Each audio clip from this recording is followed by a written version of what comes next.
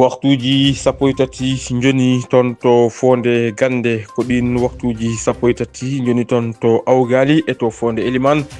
bandiraɓe musidɓe tedduɓe hettiɓe heeɗiɓe yonti jonde meɗen mawde kabaruji ɗemgal pulaar.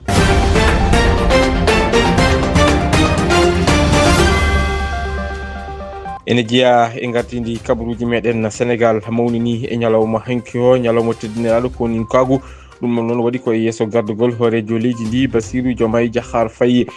jaagoɗo kalfinaɗo ko yowiti e diƴƴe kam e assainissement Cheikh Tidiane Dièye ñalawma hanki o mataw wettono toon to Tivaouane ɗum ko ngam ardade toon guinol golle ko yowiti e heɓade ɗi diƴƴe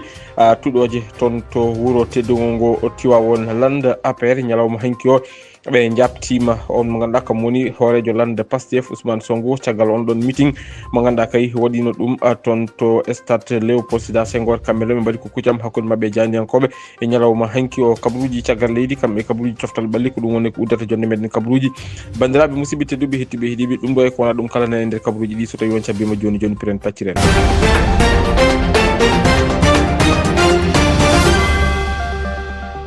jam ñalle mon bandiraɓe musidɓe tedduɓe hettiɓe heeɗiɓe hettiyankoɓe haalirde pinde radio sawtol ngol ɗo Fodoyan Mariste villa 92 S to karalagal ngal woni toon ko Seydina Oumar Boun Khaddam Diop yesso haalirde nde ko musidɗo moon Djiby Dieng kabaruji men e ɗemgal Pulaar. ñalawma hanki o Sénégal mawninino ñalawma teddiniraɗo koni kagu ɗum noon waɗi ko hanki e yesso gardugol hoorejo leydi ndi Bassirou Diomaye Diakhar Faye attitonde hitande hikka nde noon wonno ko koni kagu partenaire ko yowiti e ɗin ɗon pijirloji sukaɓe baloji ɗo hitande ujunnaje 2026 woni JOJ 2026 kanko hoorejo leydi ndi noon urti teddungal fewde e ɓen ɗon worɓe kam e rewɓe dariɓe nden darde fayodinde ngam ko yowiti e nden ko ekisal leydi ndi ko noonne kadi kanko hoorejo leydi ndi warti e nden ɗon darde fayodinde e wiide makko noon koninkoɓeɓe ina mbaɗa golle e payodinde kanko hoorejo leydi ndi o holliti tan wonde ma laamu ngu ɓeydo simbitinde darde ɓen ɗon koninkoɓe kanko hoorejo leydi ndi noon o wottidi ko hesɗitinde hoolare makko fewde ɓe ganduɗa kañumen goni koninkoɓe ɓe leydi Sénégal. So tawi en gummima on ɗon fannu kalen ko yowiti alhaali ñawoje chroniqueur mo TFM Badara Gadiaga ñalawma hanki o doyen des juges mo ñawirdu ndu Dakar hollitino wonande kay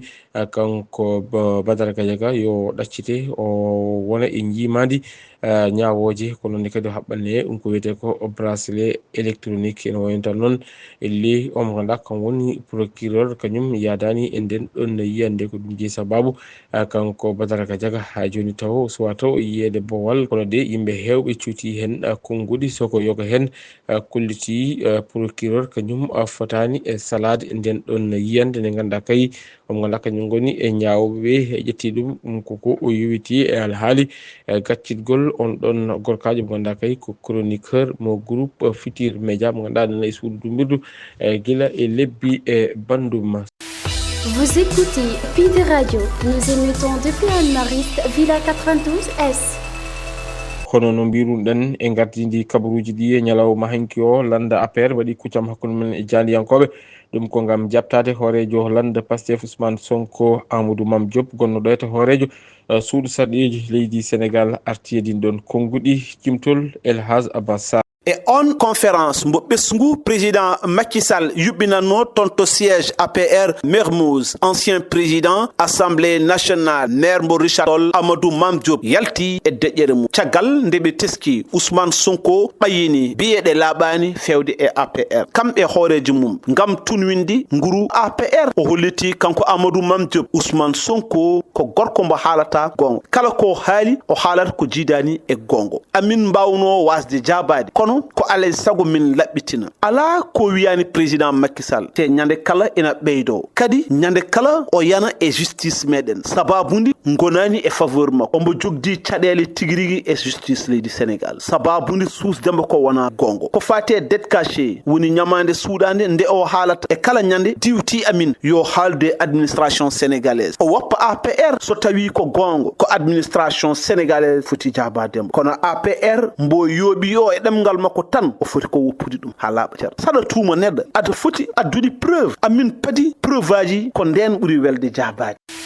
Vous écoutez Pide Radio. Nous émettons depuis Anne-Mariste, Villa 92S. en jaltat lamar gongo Dakar mbaɗen tabal jehen ha ton to diwan mo Thiès ton to falde nde Tiwawon ton noon hay ñalawma hanki o ardima toon gudditgol golle ɗum koko yuti e haɓade ɗin ɗon diƴƴe ɗen ɗon diƴƴe toɓoli taw noon ardiɗen ɗon golle noon ko Cheikh Tidiane Dieye jagoɗɗo kalfinaɗo ko yuti e diƴƴe kam e assainissement kanko ɗon o holliti wonande kay so tawi tan kay ɗum ɗon laatima ma Tiwawon surtout e caɗele to banggue wamiji ɗiyete holliti noon wonde laamu ngu yaltini ko ina tolni e milliard uji e jeeɗiɗi taw kopareje meɗen franc CFA ɗum ko ngam ŋarɗitinde on ɗon wuro ganduɗa kay kañum woni e Tiwawon ko noonne kadi e haɓade kala ko yuwiti eɗen ɗon diƴƴe tuɗoje sanka ndunguji ɗi hollitama noon wonde kay ma laabi ndiyam darde toon ngam Tiwawon o wawa hisde eɗen ɗon diƴƴe siftini noon nde ɗo eɓɓore ari tan ko e caggal nde hoolejo leydi ndi hunino wonande kay ma wat jungo muɗum e Tiwawon ha wawa sertude e caɗele ɗe ganduɗa kay ko caɗele diƴƴe ɗe ganduɗa ina teska e nder leydi Sénégal. so tawi en gummima Tiwawon en mbaɗata tabal manggal jeena toon to diwan mo Kédougou toon noon ko gollorde wiyetede Sabadola Gold Operation wondude e gollorde e wonde wiyetede lo Misawa ko kamɓe noon mbaddi jungo e fandu ɓe juɓɓini ñalawma heblo fewtungo e ɓen ɓe ganduɗa kadi no goni joomen métier en tawateɓe on toon diwan hen wayno noon yimɓe hewɓe noon notitinoma e gonɗon heblo e hen noon ene jeeya hen haralde ndete sukaɓe rewɓe kam e worɓe kamen kala tawtornoma hono on ɗon ñalawma heblo ganduɗa yuɓɓinoma toon to Kédougou. Alassane Seydou Fall ko musidɗo meɗen joɗaniɗen toon to diwan mo Kédougou kankone o tawtornoma gonɗon heblo cimtol. atelier mo ganduɗa waɗama ñande altine 12 novembre 2025 tawi ko société dilo gasgol kañum biyete Sabadola Gold Operation kañum wonno ɗum toon to hôtel Silma sababu wonno wonno heblo joom métier wiyeteɓe les fournisseurs locaux e nder ɗum ɓe gaari ɓe garda kewale ɓe gummori banggue yoban gam hawde goɗo heblo e ko ɓuuri hewde ko ari koko hooreɓe GIE ɗum saabi kamɓe ɓuuri suudu toon kongi hande minen ari ɗo e Sabadola naɓe min joni ɓe suusi ɓe ari ha ko nder saare jodagol e jama o pour yewtugol honno population watta ha heɓa marché ji ɗin toon pour wawaɓe jonnude. donc minen hande min président régional o fédération ɗum ɗo welila moƴƴa noon par ce que haymi haali fiiroɓe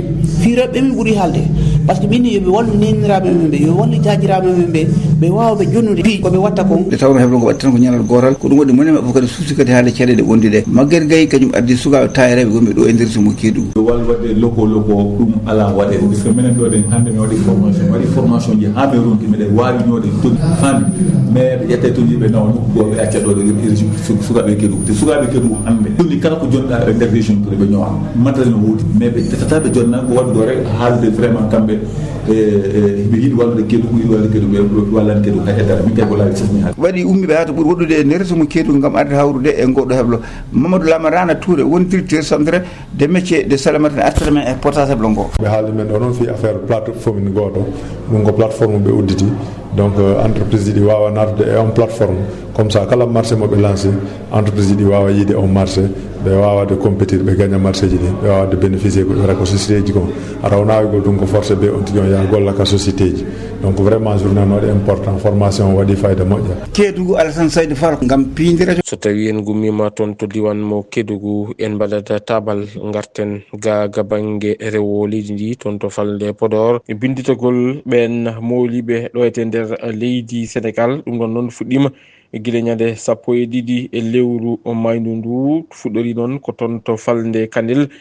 to Bakel ha yetti toon to falde Matam oɗo saaha noon haaɓe tawe toon to falde Podor to wuuro Jumto Moussa Sow joguiɗo konngol hono ɓen windittoɓe kanko woni ko kettoto ɗen ko ngudi ɗi o yobni musidɗo meɗen Seydou Mamadou Dia joɗinidi en toon to Podor. Emin ɗo hande dans le cadre binditagol réfugié nomi kewi wiide ni min fuɗɗi ko 12 lewru octobre nduɗo yawtu min puɗɗori ko diwan Kanel emin ɓos ha Bakel umti Bakel min garti Matam non ko jum base yonta ina wonde ranere par ce que jum ko leyki ɗiɗi goni ɗo jum base ɗo centre o waɗa joni noon ina waɗi site uji goɗɗi ko taari jum ko wayno Ɓuuli Jabal ko wayno Bida ko wayno Ando ko wayno Beylan ko wayno no wonde kadi Lahel seeɗa Lahel naɓe no keddino Fonde Alwara naɓe réfugié ji ɗi gari no hannirta ni autorité amen ñañano gaddoyi réfugié ji ɗi pour ɓe mbawa winditade ɗo ete ɓe gari han haati ni e keewal kadi hay caɗele goto so a dañal hen taw machallah ko min pandino hen ko foof min jiiɗum hen kilo subaka law nde min gari ɗo min tawi ɗo réfugié ji ɓe gaddi kayitaji mabɓe kaɓe ɓe kadi gaddi kayitaji men judduji o réfugié o ari rewno ɗo foti rewde ɗo par ce que no waɗi ko wiyete ko circuit donc lawol ɗo rewata ganduɗa ha photo ha jomum wawa yaade so ari so jaɓɓama no waɗi ko wiyete ko accueil ɗon o réfugié addi kayit mum ƴeewe e ordinateur o beela réfugié o ina hen tawi koko foti ƴewte tan wonko ɓeydete hen walla wonko ustete hen à partir de là to te fiche kañum wawa waɗede orienté wiyete ko soit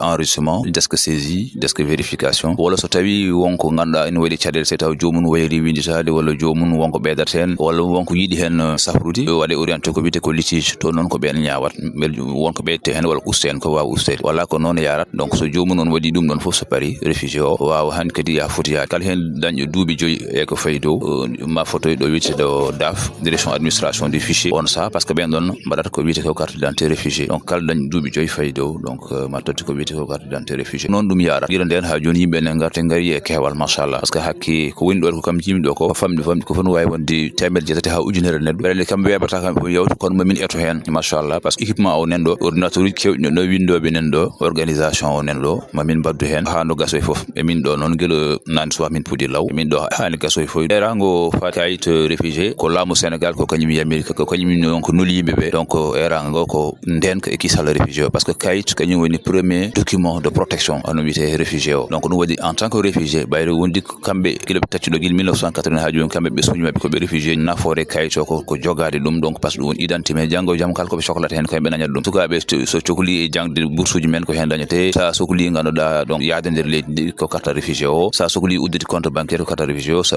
yiddi wadde abonnement ko carte réfugié o donc ɗum noon carte réfugié o ko kañum woni carte d'identité donc réfugié o woto ɓuyni ɗum woto ɓe pamɗin ɗum par ce que Allah waɗi koɓe réfugié ji mbawa joɗade tan ɓe mbi minen de min natti wonde réfugié walla natti amen hanti wadde intéressé min tampi bintoɗi ɗum noon wawa wonde donc yoɓe gar ɓe bindito o hay somi joguima carte d'identité Sénégal par ce que heewɓe man jogui carte d'identité Sénégal kono ɗum tahay ɗum e wonde Sénégal naɓe donc ɗum waɗi yoɓe gara ɓe bindito par ce que carte réfugié kesal on wiyete addete carte d'identité biométrique on sahada o kala caɗele ganduɗa ɓe joguino hen ma wawa safrede no hannirta ni gasi haalaɓe ceer kabaruji meɗen nder leydi joni en jaɓanat kabaruji caggal leydi Pindi Radio, la page internationale. Kabaruji caggal leydi e Pindi Radio. kabaruji caggal leydi puɗɗortoɗen ko toon to leydi Guinée toon noon ñalawma hande o ma hohoɓe e leydi ndi mbatton inauguré taw ko min goto on ɗon min noon tawate ko toon to Simandou ko nokku o gonɗo e nder leydi Guinée caggal duuɓi 30 ko ganda kay ɗum ɗon ina fattano toon to leydi Guinée on ɗon lancement officiel noon waɗata ko talata hande o 10 nduɗo lewru ndu gonɗen taw noon ɗum waɗata ko e dow gardugol horejo zente o toon to leydi Guinée mo ganduɗa kañum woni général Mamadi Doumbia ko noon kadi on ɗon cérémonie mo ganduɗa yimɓe hewɓe noon ma tawtoro ɗum ha tigui noon e pelle ɗe gona laamuyankoje ko noon kadi yimɓe ummiɓe to caggal leyɗele ene teska hen ɓen ɗon hooreɓe leyɗele ɗiɗo mo ganduɗa kañum woni Brice Oligui hoorejo leydi mo Gabon kam e hoorejo leydi mo Rwanda woni Paul Kagame kamɓe ɓe ɗiɗo kala maɓe dañ fartange e tawtorede on ɗon ñalawma gudditgol ko yowiti on ɗon min guddittede ñalawma hande o toon to leydi Guinée to leydi Mali toon noon caggal jonte ɗiɗi ko école aji mabɓe guddono ɗum ko yowiti e ngakkere ndelam kuɓɓam toon to leydi Mali no woni tan noon